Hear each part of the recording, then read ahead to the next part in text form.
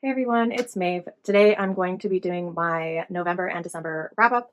I know it's a little bit late, but I had recorded my November reading wrap up previously, and then while I was editing it, I realized that the sound quality was really bad. So I'm doing it again and I'm adding December onto it, and hopefully things will turn out okay in this video. My voice is still a little bit weird from being sick for so long, but I hope you guys will bear with me on this. So in November, I had a really good reading month. I read 6 books, 3 of which were nonfiction and 3 were fiction. The nonfiction books that I read were for 2 readathons. One is the nonfiction November readathon, who I don't know who actually created that readathon. And then the third nonfiction book was actually for Neurovember, which is a readathon that was created by Curious Cat. I will have her channel linked down below. I was really excited about this readathon. I'm sad that I only got to read 1 book for the readathon, but I am still glad that I got to participate. So starting off, I read The Wisdom of the Native Americans. This is a compilation of quotes and stories from different Native Americans across America. This was compiled and edited by Kent Nurburn, and I'm just going to read a little part of his introduction. It says, "The Wisdom of the Native Americans gathers 3 of New World's Library's volumes of Indian oration into one collection. In addition, this book includes the thoughts of one of the most fascinating and overlooked individuals in American history, Ohiyesa, also known as the angelized name of Charles Alexander Eastman." So that kind of gives you a little bit of insight into this. I really enjoyed this book. I love anything that has to do with nature and appreciating the world that we live on. This really goes into ways that we can better understand, utilize, and respect nature and the world. And it really goes into a lot of the cultural beliefs of the Native Americans and also the history of the Native Americans during and post colonization of the Western Europeans. This had some really, really beautiful passages and quotes. I do want to reread it and probably like put tabs in and stuff like that. It also had some really heartbreaking historical events that were spoken about that just really tears at your heart and makes you have a lot of regret for what happened to these people on their own land. If you are looking at something that is more of a like teaspoon introduction to the Native Americans and colonization and stuff like that, I would highly recommend this. This is not an extensive piece of nonfiction that's really going to go into everything that you could know or could learn. So I do highly recommend it. This was a 5-star, and I will most likely be rereading this in the future. And I'm not sure if I mentioned this before, but November I had all 5 stars. So if I forget to say what the ratings are for these books, it was 5 stars. I had a really good reading month. So the next nonfiction book I read was How to Raise a Wild Child. This is by Scott D. Sampson. This basically talks about the amount of time that children are now in front of screens and how he hopes that we can get children back into nature and experiencing what he calls unstructured play. I really found this encouraging and engaging and really helpful. I have a lot of small children in my life, and being able to recognize the amount of time that these children are in front of screens and not being as creative and active as they could be can be really disheartening. But I feel like this gives us a lot of ideas to get children outdoors more and engaging more with the outdoors ourselves. And I just found it a really good read. On the back, it talks about how the average child spends 7 hours a day staring at screens. And this was published in 2016, so 8, almost 9 years ago. So I looked up the current averages for screen time with children. Under the age of 10, children are spending 4 to 6 hours a day in front of screens. And 10 to, I think it said 16, they are spending 9 to 12 hours a day in front of a screen. So it's kind of really eye-opening to hear those numbers and really think about how much children are in front of screens and not actually engaging with the outdoors. So again, I thought this was a really great read. I'm going to reread it and tab it. I want to start not annotating, but tabbing my reads and really going back to a lot of the stuff that I've already read, especially with nonfiction. So that's one of my other goals that I didn't mention before for 2025. My one and only read for Neurovember was Manic, a Memoir by Terry Cheney. I think it's Cheney. And this is a memoir following a Beverly Hills entertainment lawyer who struggles with bipolar disorder. And I also have bipolar disorder, so I was really curious to read this. I know that a lot of the reviews talked about how she got away with a lot of things because of pretty privilege and the fact that she was surrounded by celebrities and such. But I really do feel like a lot of the things that happened to her and she encountered because of her bipolar, the manic episodes, the depressive episodes, her struggles with relationships, her struggles with money, and all of those things were really relatable. And I feel like it doesn't really have to do with pretty privilege or, where you are or what your surroundings are. I feel like many people, regardless of their situation or their appearance, experience the things that she talks about in this memoir. And I also found it very validating with some of the things that I have experienced. It really helped me feel less alone in my diagnosis and in the things that I have experienced in the past and in my struggles for finding help and balance with being bipolar. And so I really did appreciate this. Again, it was 5 stars for me. I know that not everybody is going to like this and not everybody cares to learn about bipolar, but I think this was a really great read and I'm so glad that I read this for Neurovember. The first fiction book that I have to talk about is The First Girl Child by Amy Harmon. I picked this up so long ago, literally just based on the cover. It's been sitting on my shelves forever. I thought it was a standalone. It isn't. It's actually in a series. I absolutely loved this book. I feel like this is a very underrated fantasy novel slash series. I haven't continued yet, but it has a lot of what feels like Viking or Norse mythology with actual magic at play. You begin this book with a brother and sister. The sister is pregnant. She's about to give birth. She pleads with her brother to take the baby. She knows she's going to die.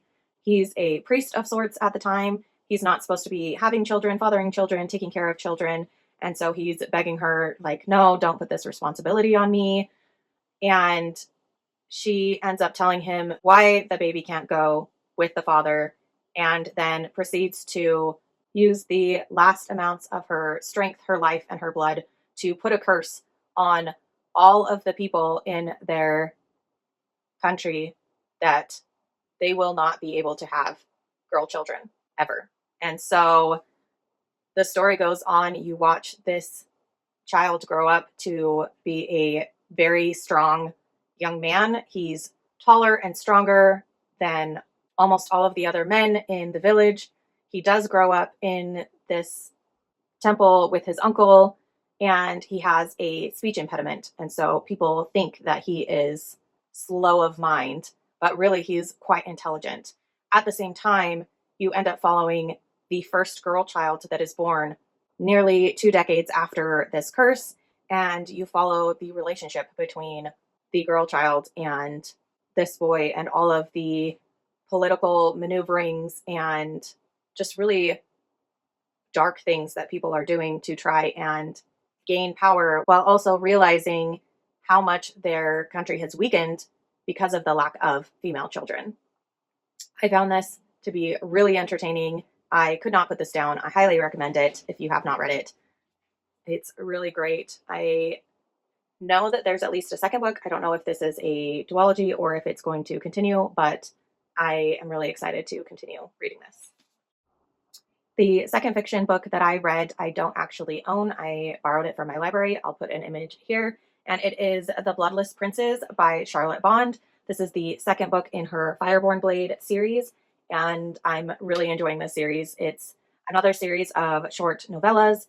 It follows a female knight who is tasked to kill this dragon and reclaim this sword, and things just happen from there. It's, to me, really exciting. I really liked the characters. I thought that it had really good twists and just a really different feel to it. It also has a sapphic relationship, which I really appreciate. And I really did enjoy the second book as well. I'm not going to really go into it because of spoilers, but once I do complete the series, when the series is complete, I will probably do a video about the entire series. The last fiction book that I read in November was a gift to me from my best friend, Blake. He gave this to me a couple years ago when I was really sick and bedridden for 5 months. And I didn't read it. I read a bunch of other books that he also gave me. He gave me a stack of books. And I didn't want to read this because I know it's an incomplete series. And then Dylan Morris, I will link his channel down below, convinced me to do a buddy read. And we buddy read Name of the Wind by Patrick Rothfuss. I loved this book. I did a try chapter earlier in 2024, loved the first chapter, hated that I loved it because I knew I was going to just adore the story and the book. I really loved the writing. And I was not ready to be with the crowd that has read both of the books that are out and have to wait for the conclusion, which is still not out. And a lot of people are debating whether we will ever get a conclusion to this story. I did talk about this in my previous video. I feel like I did really well articulating the things that I loved about this book. So I'm really sorry about the sound quality, but I'm going to insert a clip of me talking about this book from that previous video, just because I feel like I won't be able to articulate how much I loved this and why I loved it as well as I already did. So I will get back to you guys after that clip and we will talk about my December reads.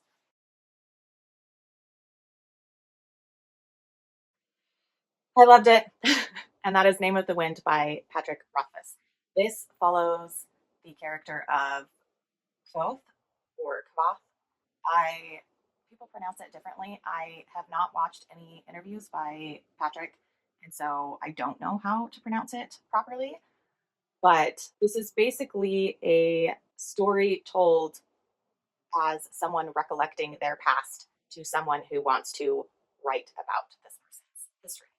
So I'm going to read the back of the book because I feel like this at least gives you a really good summary of the story. It says, "My name is Koth. I have stolen princesses back from sleeping Barrow kings. I burned down the town of Trayvon. I've spent the night with Fulurian and left with both my sanity and my life. I was expelled from the university at a younger age than most people are allowed in. I tread paths by moonlight that others fear to speak of during the day. I have talked to gods, loved women, and written songs that make minstrels weep. You may have heard of me."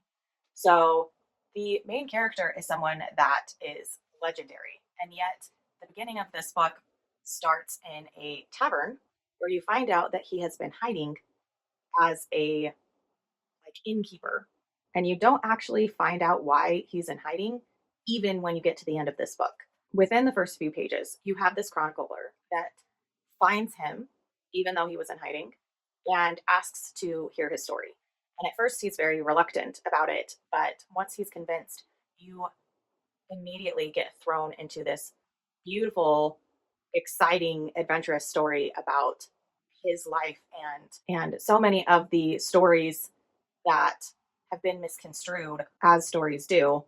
And the entire book is just so good and so unputdownable, even though it's pretty chunky. I think this is around 700 pages. My copy is 722 pages. One of the things that I really like about Patrick Rothfuss's writing is the fact that he has so many characters and so many places and so many cultures in his story that if it was written any other way, I feel like I would be overwhelmed and I wouldn't be able to keep track. But he introduces you to each place and each culture and these new characters like in such a perfect way that you never, at least I never, felt lost or confused or anything like that. It was like just the most perfect timing to introduce, once you really like understand the place or the culture or the characters that you're learning about, he just kind of guides you into the next part of the story with new cultures and new information and new characters. And it's so, I don't feel like I have ever read something that has that in such a perfect way. I think what I want to compare it to is The Game of Thrones by George R. R. Martin, in the sense that there is this huge world with so much history, so many different people, so many different places, and you're learning about all these different characters. And I think that George R. R. Martin does it really well, but I also think that Patrick Rothfuss does it better. And that's my personal opinion. I would love to hear your guys' opinion. If you have read both Patrick Rothfuss and George R. R. Martin, who do you feel like does a better job at introducing places, cultures, characters, and history and events? So, like past things, in a way where you don't ever feel confused, lost, or frustrated. Because, in my opinion, I'm going to go with. So, obviously, I really loved it. I am really excited to continue the series. I think I'll probably put it off for a while, but I still am really excited to read it. Moving on to my December reads, I had a really rough December. Not only was I sick almost the entirety of December, I was also really deep in a depressive episode and just struggling in a lot of ways. So I only ended up reading one book, and that was The Man in High Castle by Philip K. Dick. This is kind of a reimagining of what would have happened if World War II was won by the German and the Japanese. And I hate to say it, but I gave this a 3.5 star. I don't think it's a bad book. I feel like it was just not for me. I only really enjoyed two characters, and there's quite a few characters in this book. And the two characters that I enjoyed, I didn't feel like we got to know enough about them, and we didn't spend enough time with them. And that was kind of disappointing. And then also, I feel like I was waiting for this big, like, aha moment or like surprise or like something big happening, because, like I said, this follows a future where World War II was won by the opposite side.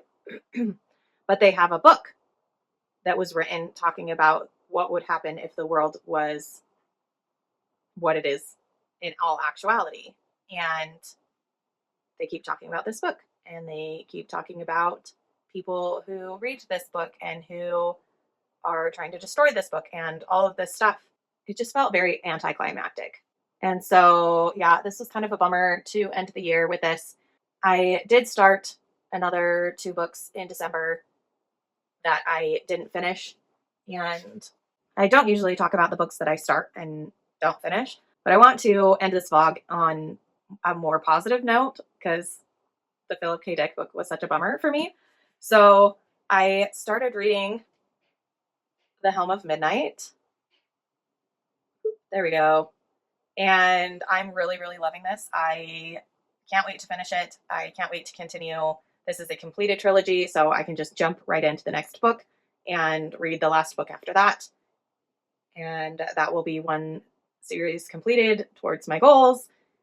And the second book that I started in November was Crown of Omens by E.J. Doble. This is my indie and self-pub book that I was trying to read for December because I didn't read one in November. And so now I'm 2 months behind with my indie and self-pub reading. I have said that my goal for 2025 is to read 12, but I'm actually going to up that to 14 because I want to catch up on reading more indie and self-pub books. It's something that I'm really passionate about. It's something that I love doing and I love talking about. And so I'm going to just up that goal and try harder to get these reads in.